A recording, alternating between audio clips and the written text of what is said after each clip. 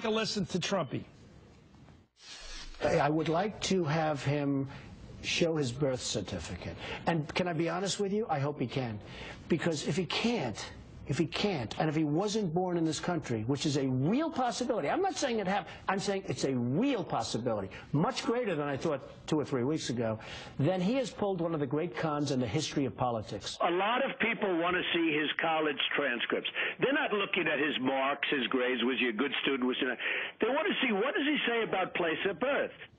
There's another participant of yours in the CPAC convention you're hosting and inviting people to, Texas Congressman Louis Gohmert, who was a co-sponsor of the House birther bill. Here's what the New York Times described him as saying, Mr. Gohmert has compared homosexuality to bestiality, endorsed a column likening Barack Obama's presidency to Adolf Hitler's dictatorship, and warned anyone who will listen that evildoers are making terror babies is his term, who like human time bombs will be trained abroad only to return someday, wreak havoc in America. And then there's Iowa Congressman Steve King, a potential Senate candidate, who suggested the president's parents could have telegrammed in a birth announcement from Kenya. Let's listen to this guy.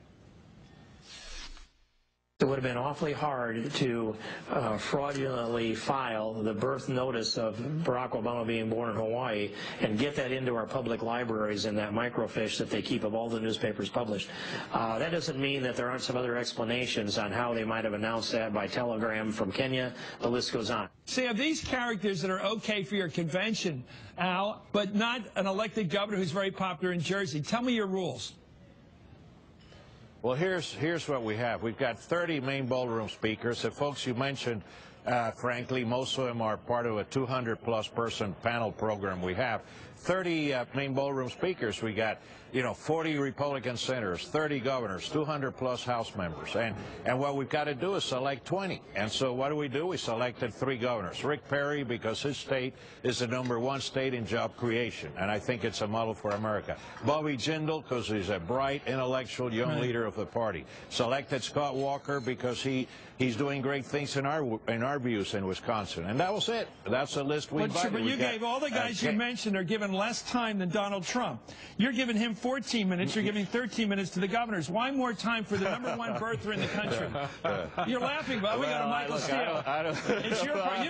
Why does Michael Steele get more time as a conservative than these elected officials? My question, because I think he's nutty on this issue. He's obviously a smart guy. He is nutty on the issue of birtherism, and that's what he's known for now, not building towers into the sky. Michael Steele.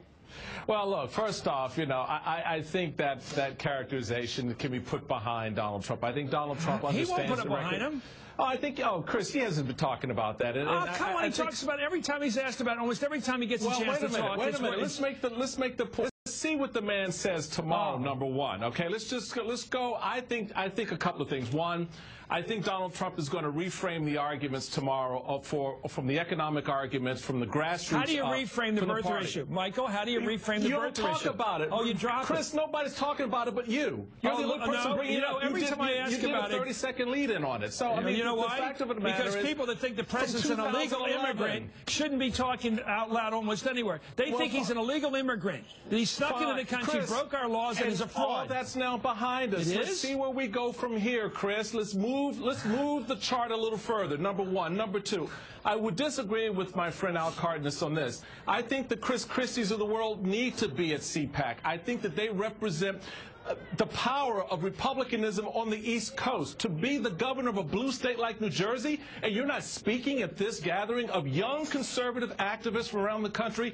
to me is mind-boggling. So I understand the rules, and you want to do 3 governors.